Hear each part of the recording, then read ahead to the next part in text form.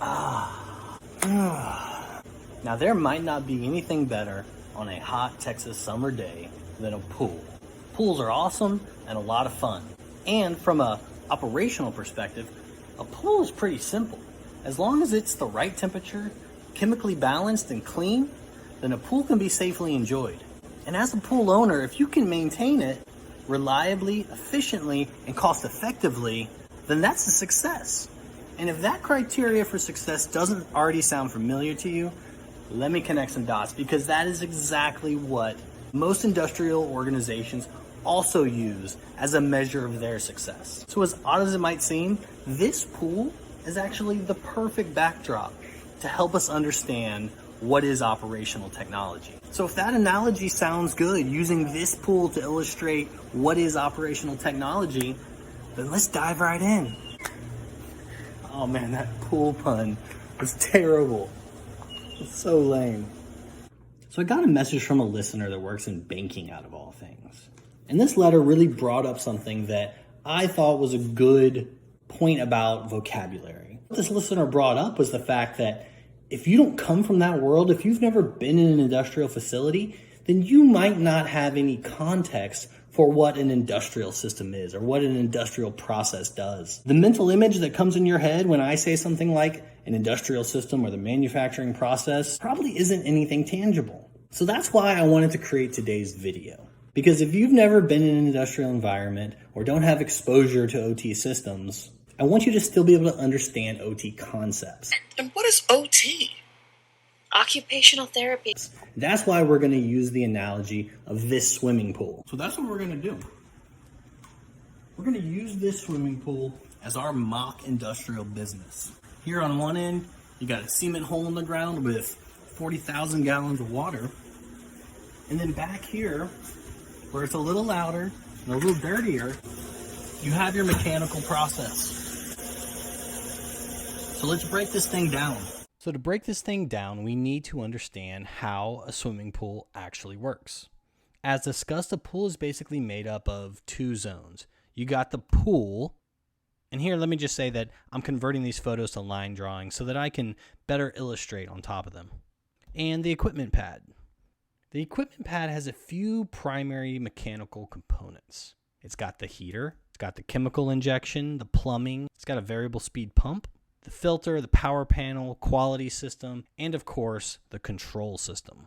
Now don't get it twisted. The pool and the equipment pad aren't two independent zones. It's actually quite the opposite. Together they form a very dynamic environment. In order for a pool to be clean, chemically balanced, and the right temperature, basically the criteria we established earlier as success for this hypothetical industrial business, the water must circulate through this whole system. And this system requires monitoring, measurement, and maintenance. There's literally constant wear and tear. And like I said, this is a symbiotic environment. So wear and tear on the mechanical components, like filters, gaskets, seals, can impact how effective the chemical components are. And likewise, if the chemical components are off, like the pH balance, the mineral composition, the chlorine composition, well, this can affect the wear and tear on the mechanical components. So it's truly a symbiotic relationship amongst these components. And this is a real shared dependency that you find in many industrial verticals and production processes. So if you find yourself working in these environments, this is the kind of thing that's really important to understand and get a good grasp on. Anyway, now that we've established the inner dynamics of the environment and the importance of monitoring and maintenance, let me introduce one last critical piece of the puzzle. And that's the human operator. Because you need a human operator that can take action when the chlorine is low, or the filters are clogged, or the water is cloudy. And the way that the human operator sees what's going on with the pool system is via the pool control console. The pool control console gives the pool operator a graphical view and control capabilities over either the whole pool system, which allows the operator to see the inner dynamics and overall pool health and functionality, or individual components. This includes on-off capabilities of the heater, chemical injection, pump, quality system, as well as readouts for things like temperature, pump speed, diagnostics, so forth and so on. Now, a computer system that allows interaction between a human operator and mechanical components, well, that's something that we commonly refer to as an HMI, a human machine interface. So in this hypothetical industrial business example, the pool operator's HMI is what we would define as the OT system. So if that's the OT system, then this would be what we would call the mechanical process. And these things all together are what we would call the OT environment. Now we can take this analogy further by zooming out and looking at the house that uses the pool and how that can be analogous to our corporate environment. So we have the OT environment and what we might call the IT environment with its own corporate Wi-Fi and internet connection. And there's many different ways to label these two environments. You could call it the ICS and IT environment, or the field site in the corporate office, or the OT domain and the IT domain. Whatever you call it, conceptually, it's two sides of the same business. Now, there was a day and time in many industrial organizations where the industrial sites did their thing with very little governance or influence from the corporate side of the business. So without going into a whole historical backdrop, it's sufficient to say this trend has changed. And industrial organizations, just like most non-industrial businesses, are seeking to share resources in ways that decrease cost and increase efficiency. For good or bad, right or wrong, perfect or flawed, IT is one of those resources that is being shared from the corporate IT side to the industrial side, a trend that's encapsulated by the buzzword OT-IT convergence. So we'll apply this to our pool example and say that the OT and IT domains have converged a little, and the corporate side of the business decided it would be super cost effective if both sites shared the corporate Wi-Fi connection for connectivity of devices. So let's illustrate that here. Additionally, as part of this effort, the corporate office has invested in some upgraded swimming pool business intelligence tools highlighted here and hopes to capture some powerful synergies by closer integrating these systems with the actual pool equipment and local operations. Now everything was chugging along just fine. Data was flying everywhere. The new pool analytics tools were crunching out real-time business intelligence for our industrial pool company's management to make quick and data-driven decisions. And this seemed like a winning strategy right up until the point it wasn't. And this is where the Froggy Freedom Federation hacking group stepped in.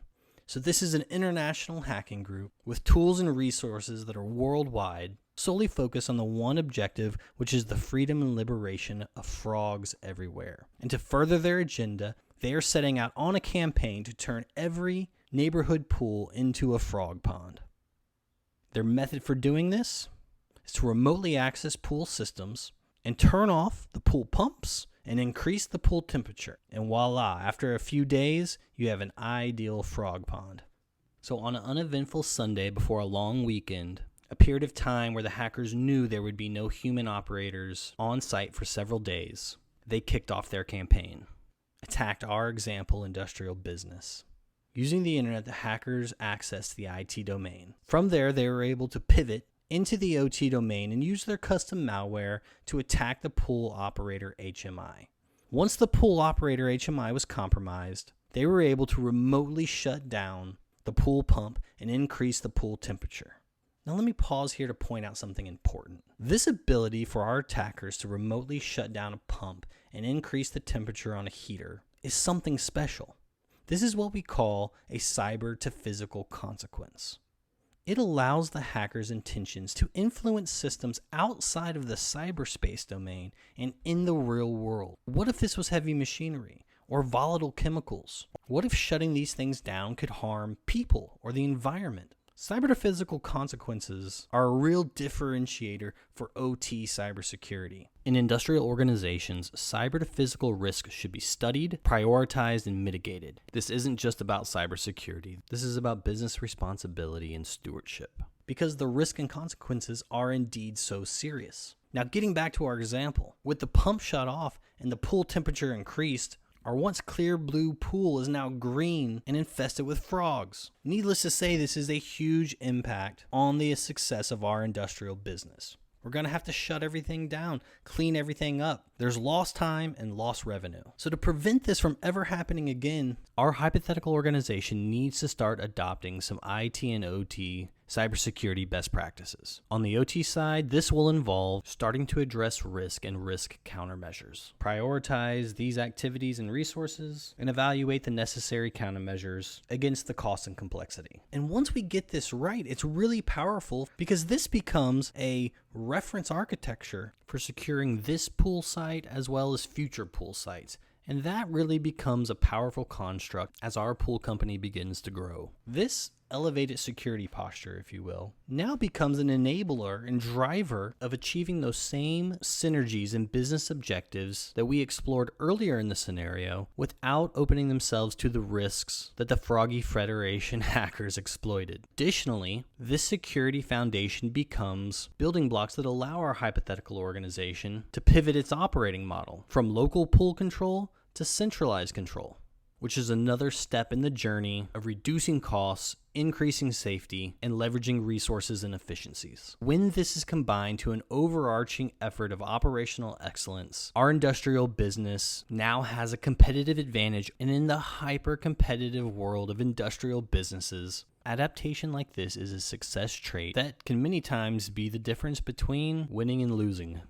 So hopefully this overview of OT systems using our hypothetical pool business as a tangible example was helpful. Don't let your organization fall victim to the Froggy Freedom Federation hacking group or any other hacking group or exploit or interest that is counter to your business objectives. Some best practice security controls and risk analyses with special focus and attention paid to those risks with physical to cyber consequences will go a long way to ensuring your business interests are protected. So this is Derek, signing off until next time. Thanks for watching.